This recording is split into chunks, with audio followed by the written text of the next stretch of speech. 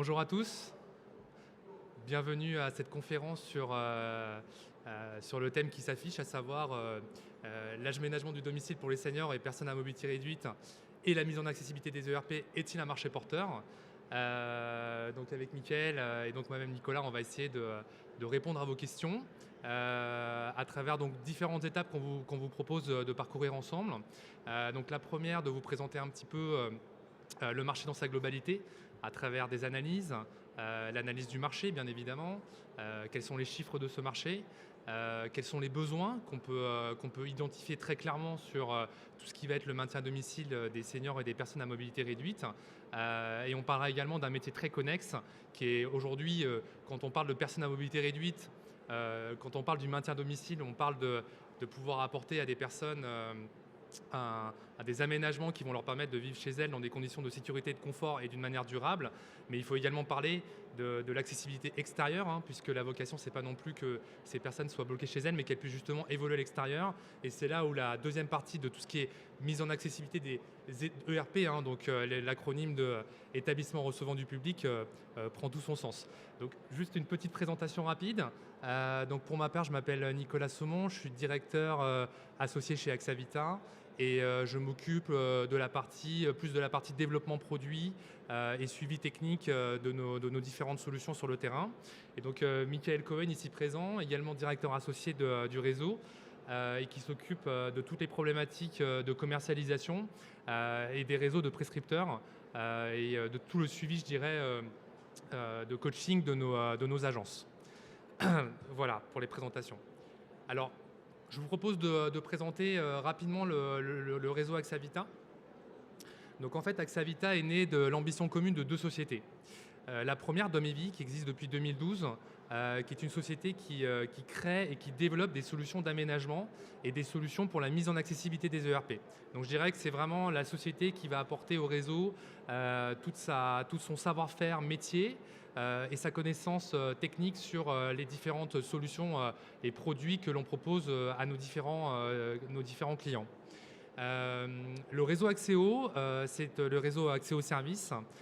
C'est un réseau donc, qui va fêter ses 10 ans l'année prochaine et qui compte un petit peu moins de 200 agences aujourd'hui.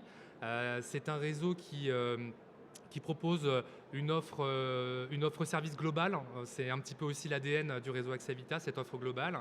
Et dans ces métiers, Axéo en compte un qui est assez important, qui est celui de la dépendance, et qui va être relatif à des prestations de type portage de repas, aide à la toilette, aide au ménage, ce type de prestations qui vont être donc des métiers très connectés à celui de l'aménagement du domicile. Et c'est vrai que lorsqu'on parle de maintien à domicile, on va parler de produits, de solutions techniques, on va parler d'aménagement, mais évidemment ces aménagements sans aide et de services n'auraient pas de sens. Donc aujourd'hui en tout cas c'est notre conviction, c'est que le maintien à domicile aujourd'hui pour pouvoir y répondre d'une manière très claire à des utilisateurs, aux usagers, c'est eux qui comptent aujourd'hui sur nos métiers, vont aujourd'hui avoir besoin d'une notion d'aménagement et vont avoir besoin également de prestations de services. Et c'est l'ensemble qui va permettre à ces gens-là de pouvoir je dirais, assurer un maintien à domicile de qualité avec des aménagements adaptés et un service adapté. Alors au niveau de notre offre, aujourd'hui, on peut parler de produits. En bas, vous avez les icônes, l'iconographie des différentes solutions techniques qui existent dans notre réseau. Mais on va surtout parler de prestations de services. Parce que évidemment, les travaux, c'est la finalité, c'est l'objectif de cette prestation-là, c'est de pouvoir aménager le domicile. Mais finalement, ce qui est important aussi, c'est toute la démarche métier que l'on va avoir. Sur la partie gauche, vous avez la partie, je dirais, déroulement du processus métier pour un particulier. Donc on va avoir une phase de diagnostic. La phase de diagnostic, c'est à ce moment-là qu'on va, je dirais, diagnostiquer le logement de l'usager, que ce soit un appartement, une maison ou tout autre type de logement qui peut arriver parfois. Et donc c'est là où on va analyser, si vous voulez, le bâti, où là on va, par exemple dans le cadre d'une salle de bain, analyser les différents critères techniques qui sont importants pour pouvoir implanter une solution. Et ça va être surtout la captation des besoins. Il y a d'une part les besoins et d'une part les envies. L'idée, c'est toutes nos solutions sont développées pour ne pas faire justement l'hôpital à la maison. C'est absolument pas l'objectif recherché. L'objectif, c'est de faire évoluer l'habitat où la personne se sentent en sécurité. Ça, je pense que c'est la priorité, hein. Ça veut dire éviter tout ce qui va par exemple être source de chute, hein, qui est aujourd'hui la raison première aujourd'hui des accidents à domicile. Mais ça va être également important de capter les besoins. Les besoins, ça va être les envies de la personne, le goût, les couleurs, les revêtements, toutes ces choses-là. Et donc ça, c'est dans cette première phase diagnostic qu'on va l'identifier. Ensuite, on va avoir une phase conseil.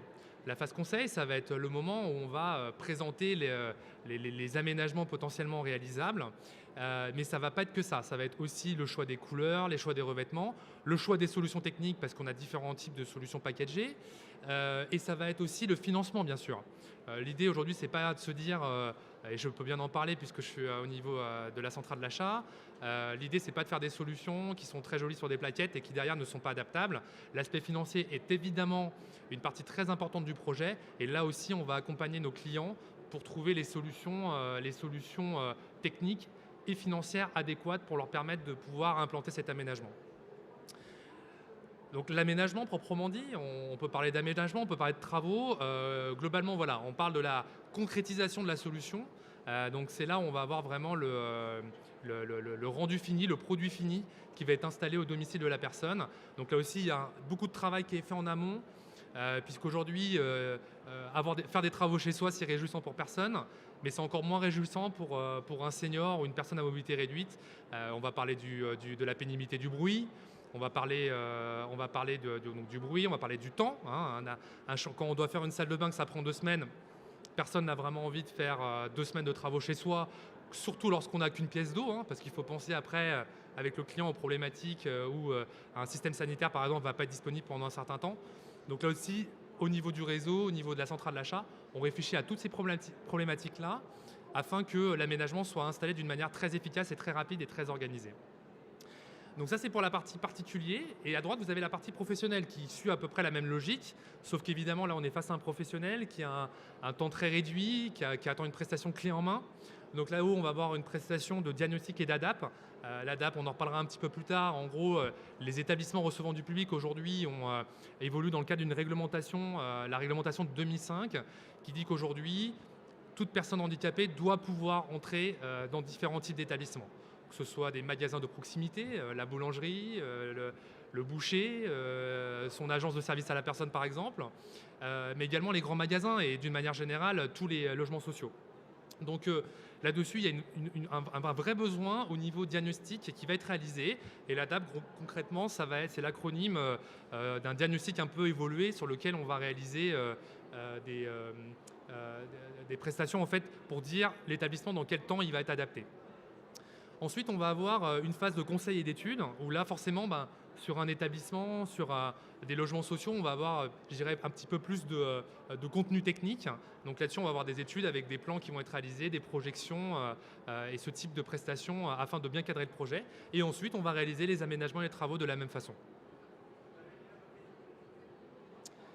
Alors en termes de clients, aujourd'hui on a différents types de clients.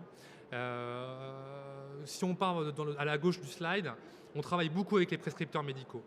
Les prescripteurs médicaux aujourd'hui, ce sont ceux qui vont capter les demandes et les besoins de leurs patients. Donc ça va être des ergothérapeutes, des kinésithérapeutes, des médecins qui eux captent les besoins de leurs patients et donc vont pouvoir aujourd'hui relayer cette information à des réseaux comme le nôtre pour que nous derrière on puisse intervenir auprès de ces usagers. On va avoir les sociétés de services à la personne, puisqu'aujourd'hui les sociétés de services à la personne sont en proximité, hein, puisqu'elles réalisent des prestations liées à la dépendance. Hein. Tout à l'heure, on a parlé des prestations de portage de repas, d'aide à domicile, d'aide à la toilette. Et donc, les sociétés de services à la personne, ce sont vraiment des groupements avec qui on travaille énormément. Les EHPAD aussi, les EHPAD, maisons de retraite, aujourd'hui, ce sont des clients. Aujourd'hui, la mondialisation a fait que aujourd'hui, les sociétés ont tendance à se recentrer sur leur cœur de métier. Et le cœur de métier des EHPAD, ce n'est pas de faire des travaux. Donc là-dessus aussi, elles font appel à nos prestations afin qu'on puisse adapter leurs accès et adapter leurs différentes chambres aux besoins de leur patientèle. On va avoir les établissements recevant du public, donc ça on en a parlé juste avant. Les assureurs aussi. Aujourd'hui, il existe, vous avez peut-être déjà vu, des publicités relatives à des assurances dépendance. Hein. Le principe est assez simple. tel que ça fonctionne pour les voitures, c'est le cas aussi aujourd'hui pour notre marché, puisque les assureurs aujourd'hui proposent des assurances dépendance où le principe est que la personne cotise à une assurance et derrière elle va avoir un déblocage de capital si elle a un accident avéré. Le problème, c'est qu'une personne à mobilité réduite, un senior, quand il a un déblocage de capital de plusieurs centaines de milliers d'euros, va peut-être le dépenser et pas forcément de la façon qui est la plus utile pour elle. Elle va peut-être rembourser le crédit de ses enfants, acheter une voiture à ses petits-enfants. Mais du coup, le déblocage de capital ne va pas servir à ce pourquoi il est fait, à savoir lui assurer un maintien à domicile.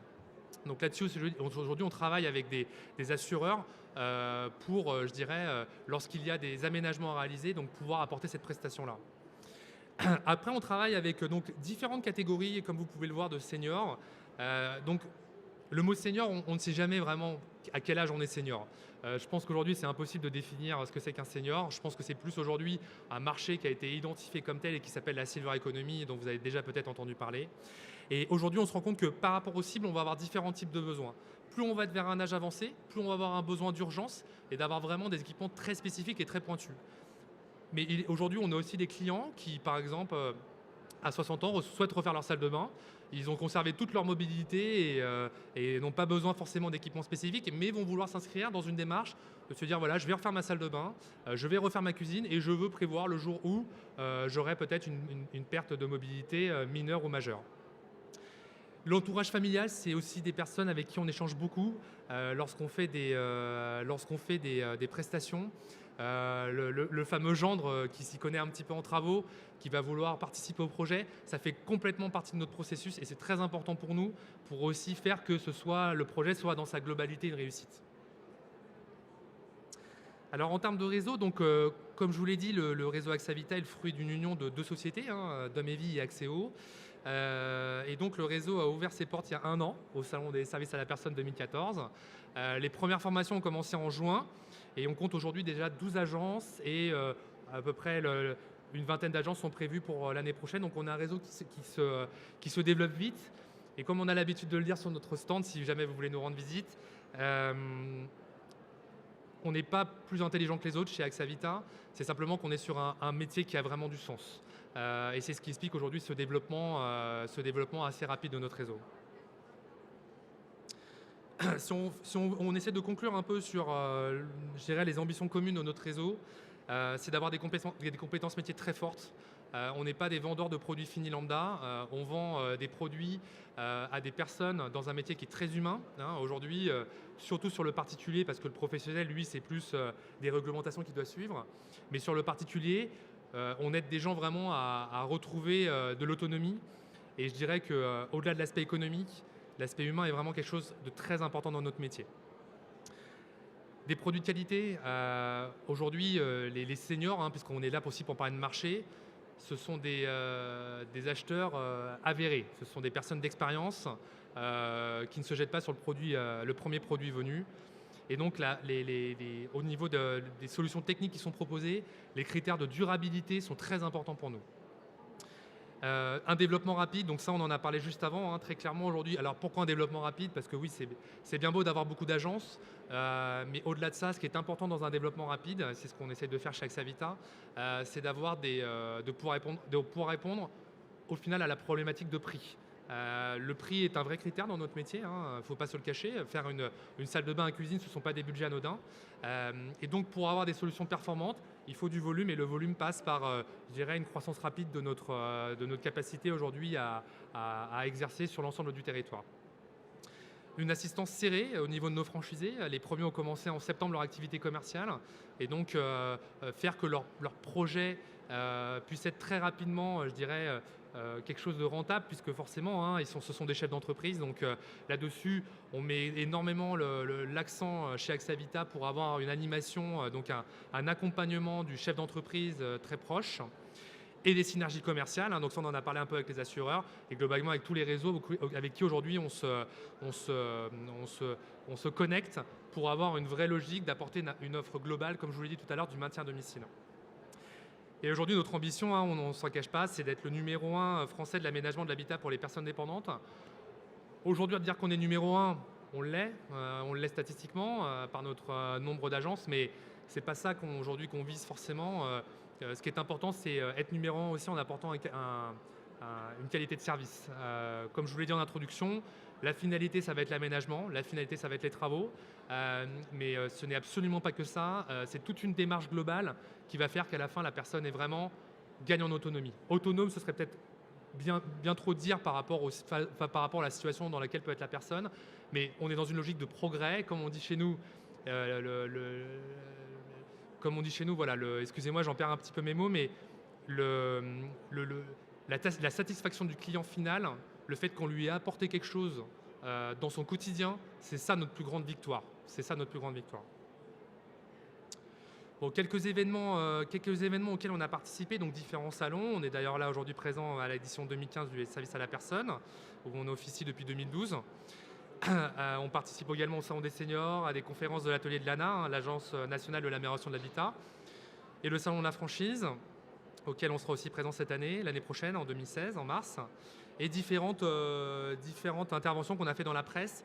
Là encore une fois, c'est pas pour dire qu'on est meilleur que les autres, c'est pour dire qu'on est sur un métier qui intéresse, et qui intéresse aussi beaucoup les médias. La cause du maintien à domicile, c'était dans l'ancien gouvernement, c'était normalement la 5e branche de la sécurité sociale qui devait être créée pour le maintien à domicile, puisqu'aujourd'hui l'État s'est désengagé du financement des maisons de retraite dans les années 2010.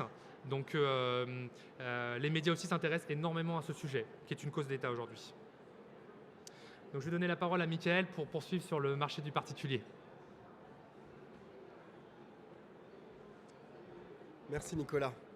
Je vais tâcher par rapport au sujet de la conférence de vous apporter les billes et les données concrètes sur ce marché-là qui, comme vous commencez déjà à l'apercevoir, est en plein essor et en plein développement, particulièrement au sein de la population particulière.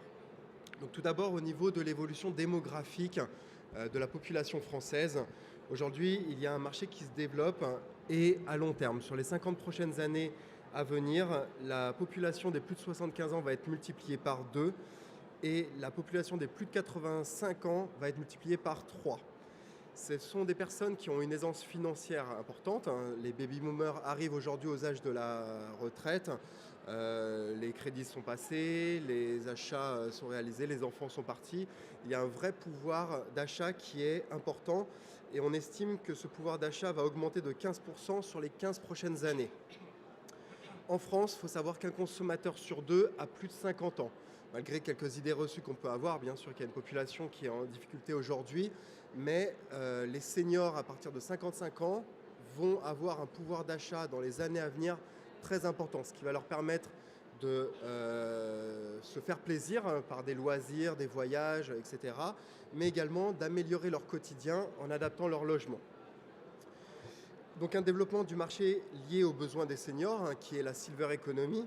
Là, vous avez pu le voir dans les différents médias, dans les différentes publications qui sont réalisées.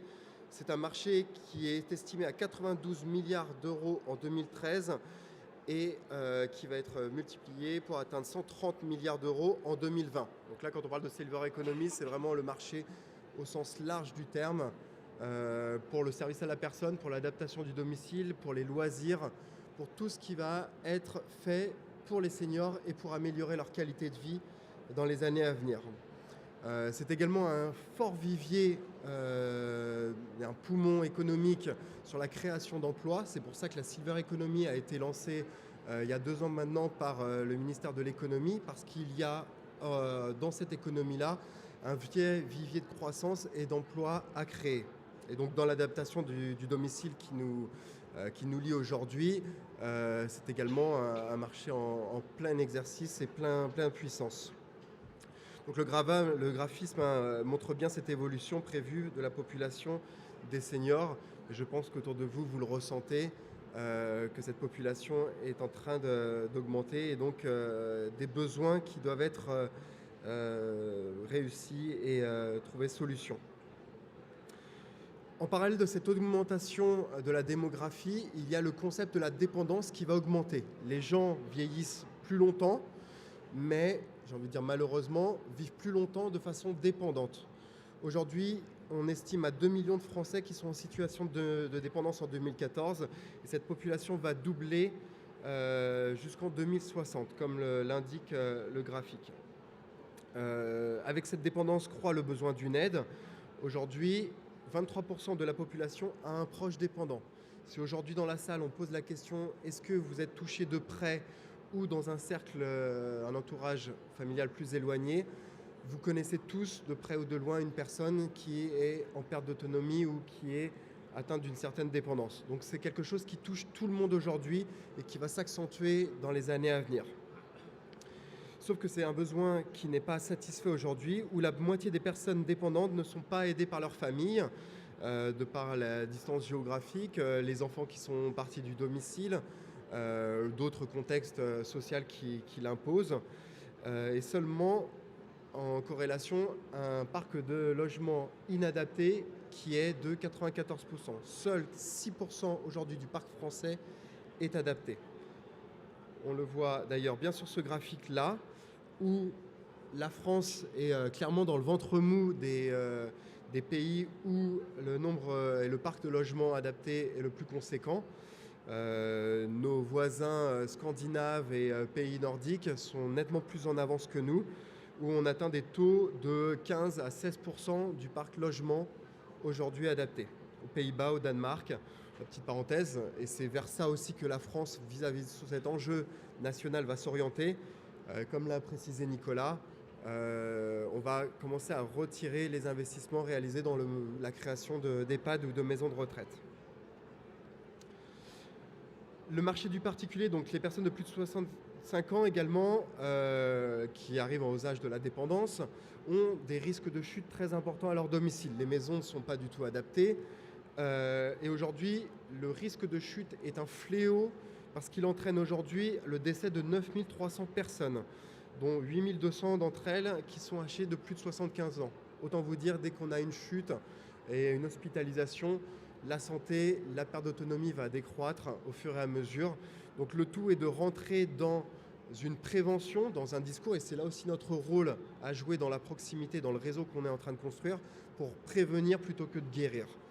Les facteurs de risque sont liés bien sûr au vieillissement, à différentes pathologies, à la prise de médicaments, au comportement à risque, mais surtout à l'inadaptation du logement. Là encore, ce poids et ce marché est considérable pour minimiser un besoin aujourd'hui qui est très important.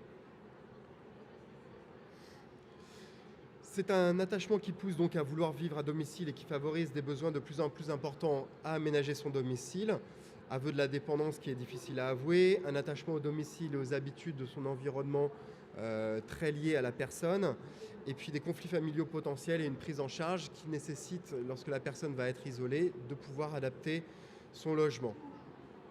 Les grands chiffres à retenir de cette conférence, c'est que 90% des plus de 60 ans vivent à domicile, 65% pour les plus de 90 ans. Vous le voyez d'ailleurs au niveau du graphique, au niveau du lieu de vie des seniors, où entre 75 et 79 ans, la majeure partie des personnes vivent à leur domicile. Et puis, en fonction de l'âge qui avance, ces personnes vont peut-être se diriger vers des établissements spécifiques et adaptés. Le souhait, c'est un chiffre de 85%, mais j'ai envie de dire, si on pose la question aujourd'hui dans cette salle, où souhaitez-vous vieillir? La réponse est qu'on souhaite rester chez soi et vieillir le plus longtemps possible à son domicile. C'est de là qu'est parti aussi tout notre concept et le poids de cette envie sociale de pouvoir vieillir chez soi dans son environnement. Le fait qu'un quart également des plus de 70 ans ont équipé leur logement pour faire face au grand âge et un coût de moyens de travaux qui est estimé à 4 550 €. Là, c'est une moyenne nationale qui va aussi bien de la pose d'une simple barre d'appui jusqu'à la rénovation complète de sa maison ou de son appartement via toutes les pièces de la maison qu'on va voir par la suite. Et puis le poids sur les maisons de retraite qui sont une solution vraiment de dernier recours et qui connaissent une pénurie. Aujourd'hui, on va plus parler d'EHPAD, donc d'établissements adaptés, spécialisés dans la dépendance, plutôt que de maisons de retraite, où là les personnes vont être cherchées dans ces établissements lorsqu'au bout d'un moment le maintien à domicile n'est plus possible. Il va falloir trouver une solution alternative et c'est là que vont rentrer en compte les EHPAD. Donc cette liste disponible sur 100 personnes de plus de 80 ans, des prix très élevés à un coût de moyen par établissement d'environ 2 500 € par mois et un désengagement progressif de l'État. Vous l'avez compris, l'enjeu également, et là, marque un point important sur le business et sur le marché, où là, les personnes veulent rester chez elles, les places en maison de retraite sont peu nombreuses et avec un coût très important comparé au coût d'un aménagement potentiel. Au niveau des besoins, on va être dans les différentes salles de la pièce de la maison. On va le voir. La salle de bain, qui est la pièce principale où les adaptations sont nécessaires. C'est une pièce d'eau, donc risque de chute. Et là encore, les tâches de la vie quotidienne sont importantes dans cette pièce. Elle va être prioritairement adaptée. La cuisine, adapter son logement, c'est aussi continuer à faire des tâches de plaisir dans la vie quotidienne, donc de réaliser la cuisine, de gérer tout ce qui est déplacements verticaux et les déplacements horizontaux au niveau des escaliers, au niveau de l'extérieur vers l'intérieur, au niveau des espaces de circulation, dans tout ce qui est détection des incidents, les risques de chute, les risques d'incendie et autres risques d'accidents domestiques, et puis aider dans des équipements de tâches de la vie quotidienne avec des dressings complètement adaptés, motorisés, qui vont s'adapter à la personne. Pour finir rapidement sur la synthèse du marché, 85% des seniors souhaitent vieillir le plus longtemps possible chez elles à domicile. Un parc de logement en France inadapté de 94%. Une démographie vieillissante et de plus en plus dépendante en France. Lorsqu'on mixe tout ça au niveau des chiffres du marché, on arrive sur une taille théorique de marché, un potentiel de 30 milliards d'euros sur l'adaptation du logement à destination des particuliers. Et pour financer tout ça, il faut savoir qu'il y a des aides financières. Il y a des aides dont tout le monde a le droit, qui sont définies par un crédit d'impôt, qui est de l'ordre de 25%, plafonné à 5 000 euros pour une personne seule et 10 000 euros pour un couple. Une TVA réduite à 10% dans le cas de fourniture et de pose d'équipement. Là encore, on a des aides qui sont mises en place pour rendre accessible à tous, finalement, l'accès à ces travaux-là. Et puis un ensemble d'organismes publics, étatiques, départementales ou communales qui vont aider dans le montage de financement via la ville, via le Conseil général et l'Agence nationale de l'amélioration de l'habitat. Donc là encore, il y a différents critères et on va aider vraiment ces personnes-là qui sont dans des situations difficiles de pouvoir capter l'ensemble des aides auxquelles elles ont droit pour monter le dossier de financement et mener à bien la réalisation des travaux. Je redonne la parole à Nicolas qui va vous présenter l'offre globale maintenant technique sur l'aménagement du domicile. Merci Michael. Donc on va essayer de se projeter un peu puisqu'on a un peu analysé les besoins, de se rendre compte un peu de quelle solution on peut proposer. Alors là, vous avez l'ADN de AXA Vita un peu devant vous. Pourquoi ? Parce qu'on est vraiment dans une logique d'offre globale.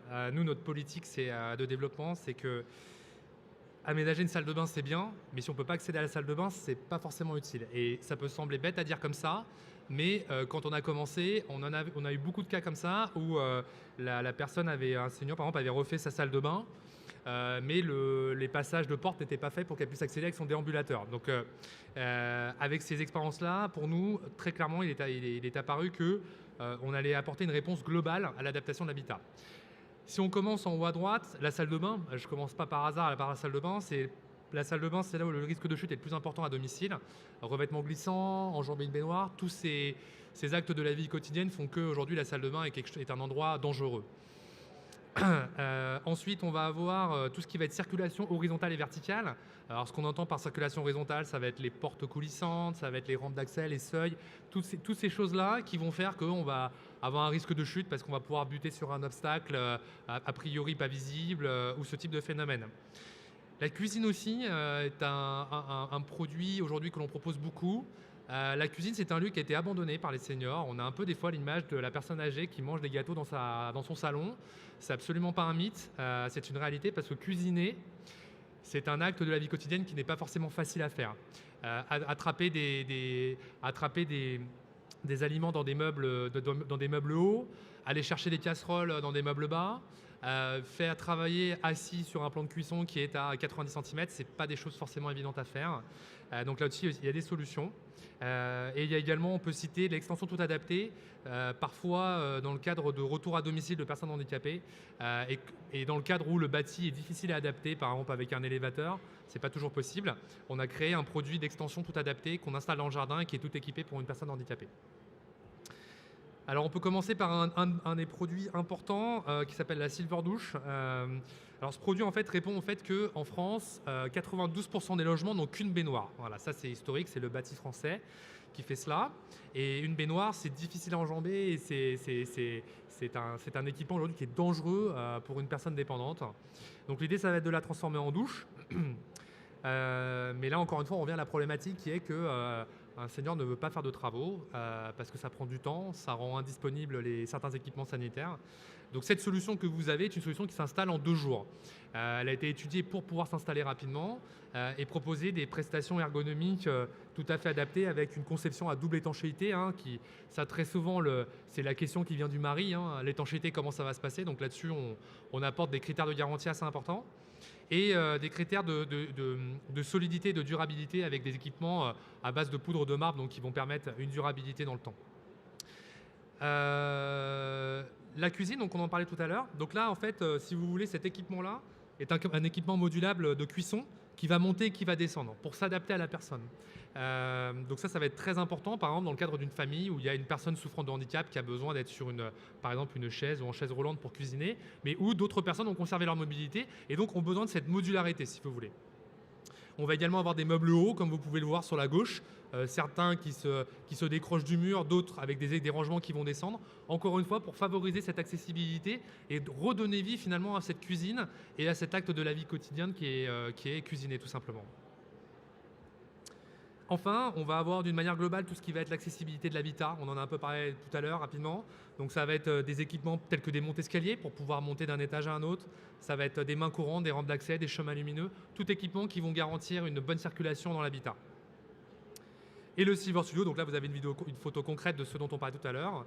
Donc typiquement là c'est une famille qui souhaitait que leur papa revienne, qui était en Bretagne et eux habitaient en Ile-de-France, souhaitaient donc que leur papa revienne à domicile, mais souhaitaient quand même lui donner une certaine autonomie. Donc voilà, donc ils ont construit un Silver Studio qui a été fait par Exavita dans leur jardin. Voilà, et l'idée c'est encore une fois, c'est pas être dans l'hôpital à la maison et c'est pareil pour l'extérieur. Donc vous voyez, c'est quelque chose qui finalement est plutôt sympa en extérieur, mais qui vraiment à l'intérieur va avoir des équipements adaptés. Voilà, je redonne la parole à Mickaël pour le marché du professionnel. Alors, au même titre que le particulier, le marché global de l'accessibilité concerne également les établissements recevant le public et donc les activités professionnelles. Donc celui-ci est régi par une loi de 2005 qui a été lancée par le gouvernement pour rendre un accès à tous, partout, quelle que soit la catégorie de l'établissement. Donc ça va être au niveau des écoles, les différentes institutions, les immeubles d'habitation, les commerces de proximité, les monuments, etc. Donc c'est un marché vraiment qui est très important. On considère aujourd'hui en France qu'il y a 1 million d'établissements recevant du public. Attention aux chiffres, seuls 330 000 établissements sont accessibles et sont aux normes. Donc peuvent accueillir des personnes souffrant de différents handicaps. Donc seulement un tiers de cette population-là. Donc si on le retourne, vous avez 2 tiers aujourd'hui du marché qui est un potentiel à venir pour le mettre accessible à tous. Près de 10 millions de Français aujourd'hui sont concernés par l'accessibilité des établissements recevant du public. Il y a 1,8 million d'actifs qui bénéficient d'une reconnaissance administrative, mais on considère qu'il y a 9,6 millions de personnes qui ont un problème de santé depuis au moins 6 mois et qui rencontrent des difficultés importantes dans le quotidien et à se déplacer et donc à continuer les tâches de la vie quotidienne, d'aller dans leur commerce de proximité, d'aller au cinéma et dans toute institution nécessaire. Donc un vrai besoin à ce niveau-là. Et donc la loi de 2005 qui prévoit la mise en accessibilité de tous les établissements en fonction de toutes les catégories de handicap, la déficience visuelle, la déficience motrice, auditive et psychique. Donc en fonction de ces différents critères de déficience, il y a des normes qui sont mises en place selon la catégorie de l'établissement et une obligation pour le propriétaire de l'établissement de mettre aux normes et de pouvoir accueillir ces personnes, quel que soit leur degré de handicap. L'État, donc en 2015, a ordonné que tous ces établissements soient rendus accessibles, sauf qu'on est fin 2015, aujourd'hui il y a encore un grand nombre, comme vous l'avez vu au niveau du chiffre. Donc l'État a déclenché ce qu'on appelle l'ADAP, l'agenda d'accessibilité programmée, où l'ensemble des établissements peuvent faire une dérogation ou une demande d'étalement de leurs travaux sur 3 à 9 ans auprès de la préfecture, et là obtenir soit une dérogation en fonction de contraintes techniques, en fonction de contraintes économiques ou de contraintes structurelles liées à un bâtiment de France par exemple. Et si l'ensemble de ces établissements n'ont pas réalisé cet agenda d'accessibilité et encore moins n'ont pas réalisé de travaux, là les sanctions en fonction de la catégorie de l'établissement vont tomber. Donc de 1 500 € pour une catégorie 5, donc un commerce de proximité, jusqu'à 75 000 € pour un établissement de catégorie 1, une mairie, un centre commercial, une école, voire une fermeture administrative qui peut être allouée. Donc un vrai push au niveau de l'État et au niveau du gouvernement pour pousser l'ensemble de ces établissements à se rendre accessibles. Les établissements donc, conformes et non conformes, vous le voyez tout de suite, ça vous saute aux yeux, 67% sont non conformes. Et au niveau du nombre d'adaptes réalisés, donc les dossiers qui sont déposés en préfecture pour dire voilà, moi je vais faire la mise en accessibilité de mon établissement, et de seulement 58% qui n'ont pas à date été réalisés, alors que la date limite était fixée au 27 septembre de cette année-là. Donc le marché professionnel est également assujetti à des financements qui peuvent être octroyés via le fonds d'intervention pour les services, l'artisanat et le commerce, autour de 40%, et les aides de l'AGEFIP, qui est une association connue et reconnue pour l'insertion du salarié handicapé et qui également œuvre dans cet objectif-là pour rendre accessible le logement.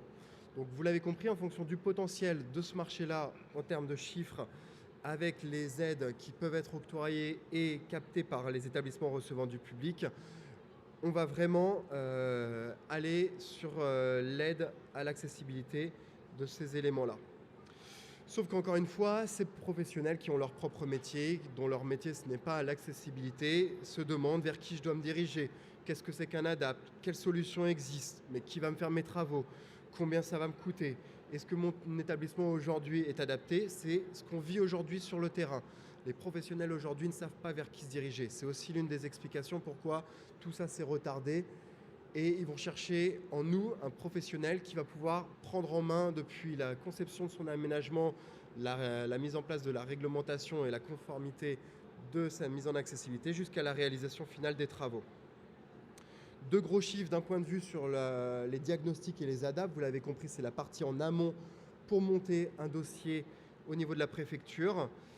Le nombre d'établissements qui n'a pas réalisé leur ADAP est de 390 000. On le minore par un facteur de 90%, parce qu'on a un chiffre de 2012 qui est sorti. Un coût moyen de prestation de 10 000 €, ce qui donne une taille uniquement sur cette prestation de service de diagnostic équivalent à 351 millions d'euros. Le marché des travaux qui vient donc juste après la conception de l'aménagement est établi par les 670 000 établissements non adaptés, qu'on multiplie par le facteur minorant de 90% avec un coût moyen de travaux de 6 000 €, ce qui donne une taille maximale de marché de 3,6 milliards d'euros. Des beaux chiffres, des grands chiffres, mais vous l'avez compris, j'espère, la taille du marché et l'essor est à venir. De la même manière que le particulier, je vais laisser Nicolas vous présenter les solutions point par point et pièce par pièce qui peuvent être réalisées pour répondre à cette forte demande de ce marché-là. Merci Mickaël.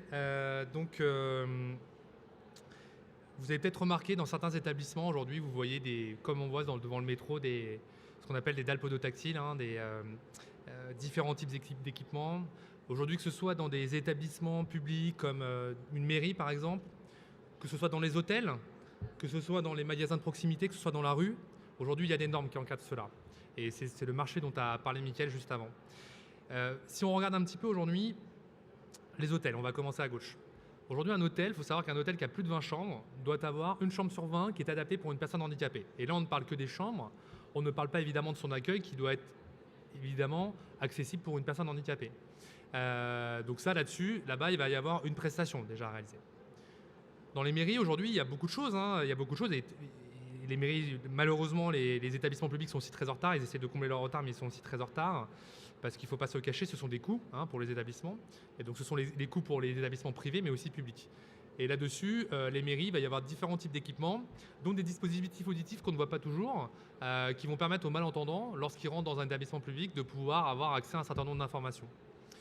On va avoir l'accessibilité extérieure. Vous avez peut-être déjà vu des passages piétons avec des passages cloutés sur les côtés, ce genre de choses. Ça, ce sont des équipements liés à l'accessibilité. Des sanitaires aux normes PMR avec des largeurs de passage importantes, avec différents types d'équipements qui vont être installés dans le WC pour personnes handicapées. Ça, ce sont des choses importantes. Et globalement, et c'est évidemment un marché très important, tout ce qu'on appelle les ERP de catégorie 5, donc ce sont par exemple ici la boulangerie, le bistrot de la mer, où là ils vont devoir avoir une entrée adaptée en largeur, en signalisation, en automatisation, en bouton d'appel pour qu'elle puisse être aidée depuis la rue à accéder au magasin, mais également tout ce qui va être comptoir d'accueil. En gros, tout ce qui doit être là où le client doit avoir à lire, écrire, poser quelque chose, la norme dit que ça doit être adapté pour une personne à mobilité réduite. Donc en fait, finalement, on se rend compte que au sein en fait de tout ce qui entoure une ville, tous les établissements qui entourent une ville, ils sont tous concernés. Si on regarde un petit peu comment fonctionne notre métier, on va partir de différentes déficiences. Donc je vais en prendre une, par exemple, la déficience moteur.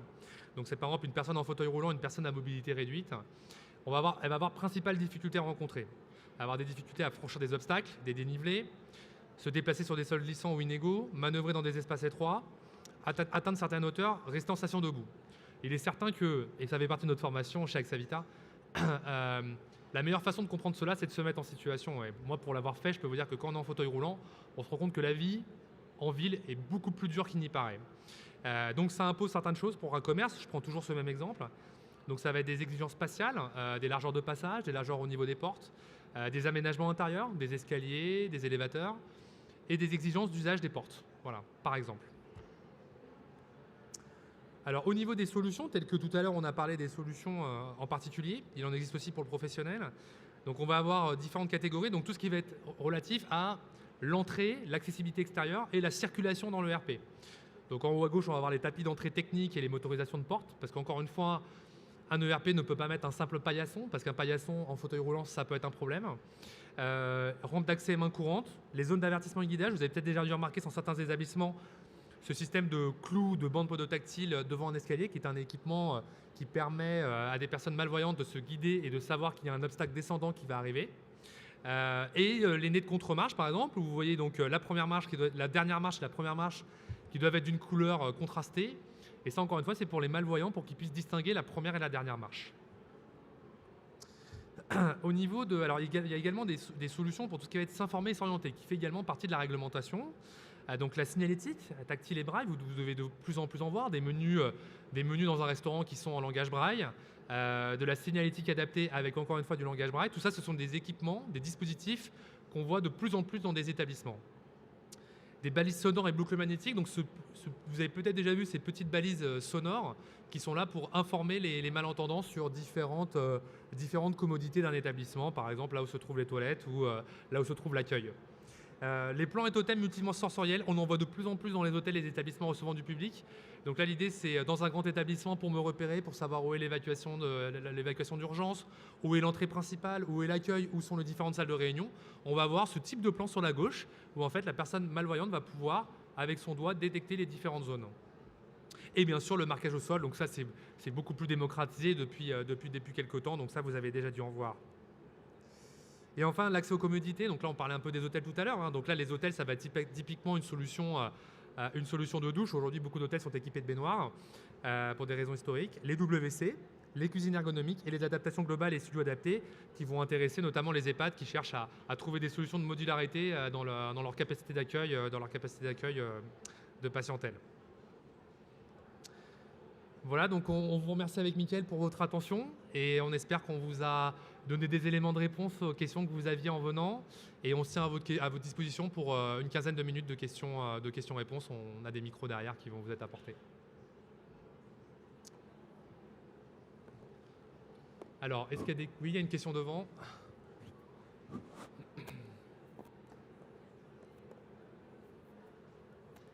Oui, une petite question concernant votre organisation. Les travaux sont faits par des sous-traitants ou alors par vos équipes? Donc en fait, c'est un système hybride. Il est certain qu'aujourd'hui, pour pouvoir garantir une qualité de service, il faut avoir des prestations en propre, des installateurs en propre, des techniciens en propre. Néanmoins, il y a une autre problématique, c'est que je me mets à la place d'un franchisé. Je prends par exemple un franchisé d'Île-de-France, Christophe là, de Vincennes. Lui, il a une problématique à la fois de pouvoir assurer, je dirais, sa part constante de marché. Mais si demain, par exemple, il signe le magasin IKEA d'Ivry, forcément, il ne va pas pouvoir y faire face avec sa technique. Donc c'est pour ça qu'on parle de système hybride, où en fait, dans le modèle Axavita, dans le modèle économique, le franchisé va s'appuyer à la fois sur des ressources en propre et sur des ressources externes qui ne viennent pas de n'importe où. Ce sont des ressources externes qui sont sélectionnées par le réseau et qui sont accréditées par le réseau. C'est-à-dire que nous, en fait, au niveau du réseau, les sous-traitants passent par une sélection administrative et financière. Hein. Donc on regarde en gros leur activité passée, savoir s'ils ont eu des malus au niveau des assurances typiquement. Et également, ils passent une formation technique. D'accord. J'ai la même question sur la partie diagnostic. Vous sollicitez des ergothérapeutes ou autres. Est-ce que ce sont des salariés ou alors des entre guillemets prestataires, sous-traitants? Alors là, ça vient un petit peu sur un aspect philosophique. Chez Axavita, en fait, on considère qu'on n'est pas des vendeurs de produits finis, où on fait du marketing et on envoie des produits chez le client. C'est pas ça.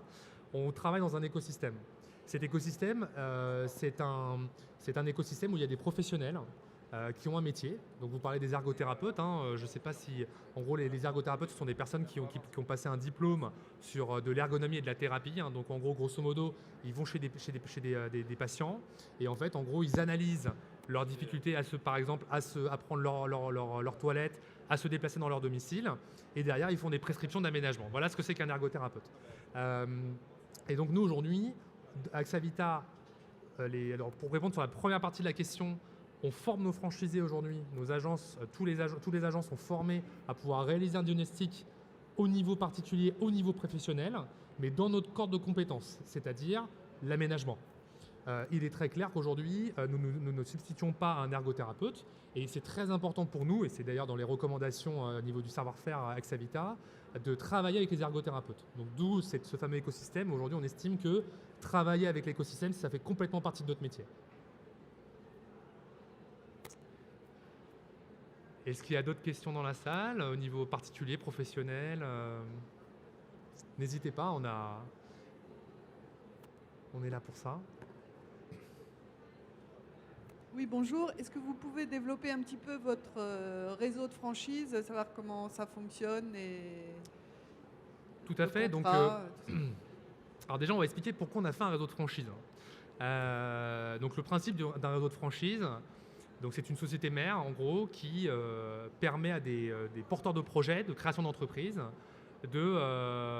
d'adhérer à un réseau, en l'occurrence Axavita, qui va leur apporter un certain nombre de choses. Ce qu'apporte aujourd'hui Axavita un franchisé, c'est déjà une formation initiale. Donc c'est une formation qui a lieu au siège pendant 2 semaines, qui sont assez chargées, où vous allez voir à peu près 8 experts métiers, donc dans différents corps de métiers, hein, dans différents aspects, donc le commercial, la technique, l'installation, les assurances, le financier. En gros, on va couvrir les 3 gros piliers d'un chef d'entreprise que sont la technique, le commercial, la gestion. Voilà. Donc là-dessus, déjà, vous recevez une formation.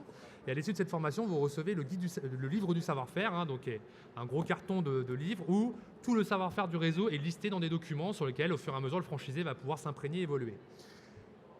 La deuxième chose, c'est qu'on va apporter des produits, des solutions techniques. L'idée, c'est que vous ne soyez pas à vendre des produits que vous achetez un petit peu partout sans savoir vraiment où vous allez. Donc là-dessus, vous avez une centrale d'achat qui va vous permettre d'avoir des produits étudiés pour répondre à différents types de clientèle et qui vont être travaillés sur les aspects prix et ergonomie. Évidemment, vous avez tout l'aspect informatique où vous allez avoir un CRM, un ERP qui vont faire que vous allez avoir une gestion facilitée. Enfin, je peux également parler de tout ce qui va être relatif à l'animation d'une manière globale. Notre dicton chez nous, et je dirais que Axéo a énormément participé à cela, c'est qu'un réseau de franchise qui fonctionne bien, c'est un réseau où les franchisés sont heureux. Et un franchisé, pour être heureux, il ne suffit pas de l'inviter au restaurant, hein. Alors ça peut y contribuer, mais ce qui fait qu'un franchisé est heureux, c'est que sa franchise fonctionne bien. C'est-à-dire qu'il développe son activité et il a la sensation de rendre un vrai service à ses clients. Et donc là-dessus, que ce soit en amont sur ce qu'on appelle nous l'antécréation, on va accompagner le franchisé pour créer sa structure, ou sur le démarrage, hein, puisqu'aujourd'hui sur les 9 premiers mois, nos franchisés sont accompagnés d'un animateur qui les suit et qui va les accompagner donc sur les aspects commerciaux, techniques et gestion, afin de faire que notre franchisé, au bout de 12 mois, soit pleinement autonome, ce qui n'empêche pas ensuite un certain nombre de dispositifs tels que des conventions trimestrielles qui sont mises en place afin de dynamiser le réseau et faire un partage d'expérience au niveau du réseau national.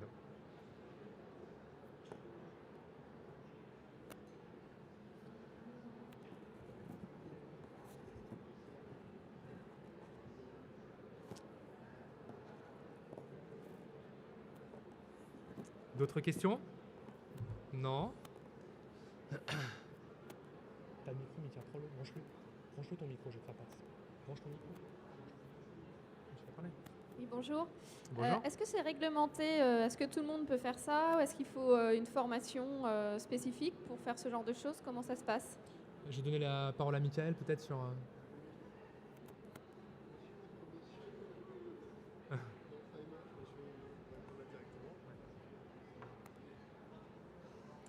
Non, aujourd'hui, il n'y a pas de législation qui encadre cette profession.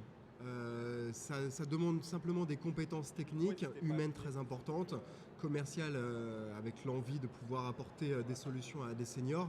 Aujourd'hui, il n'y a pas de réglementation à ce niveau-là.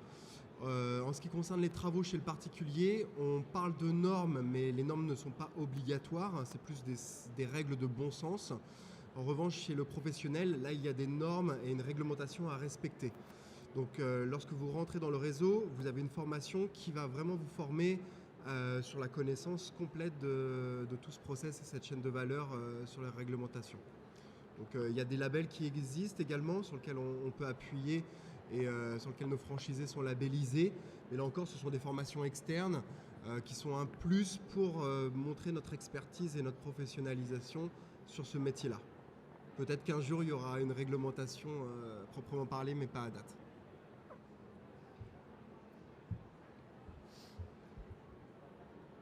Une question d'organisation. Après les travaux, on a après une obligation d'assurance, assurance qualité.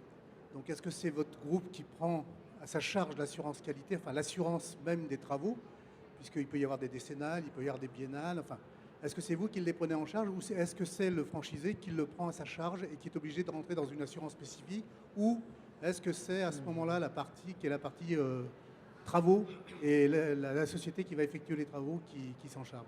Très bonne question. Bah là, c'est vraiment la personne. Oui, en effet, c'est une question très bonne question déjà, et c'est une question qu'on nous pose beaucoup.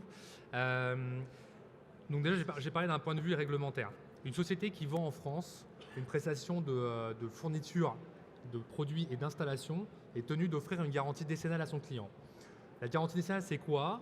C'est une garantie qui est apportée aux particuliers pour que, même si l'entreprise coule, d'accord, ce qui est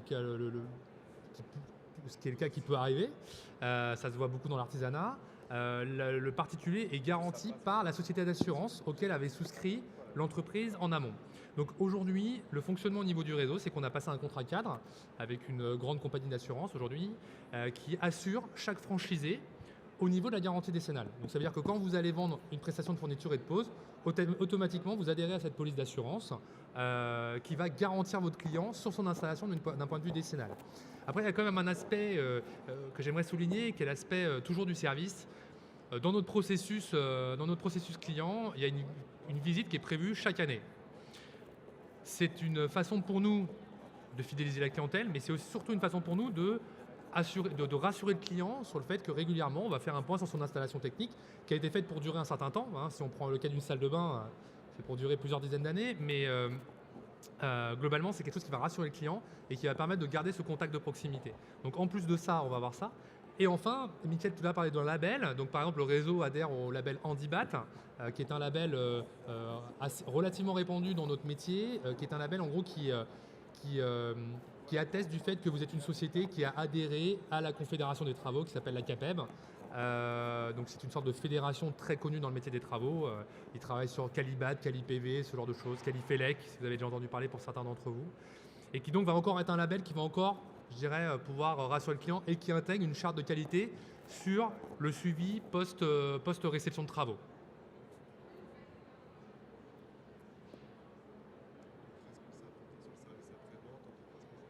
Ouais.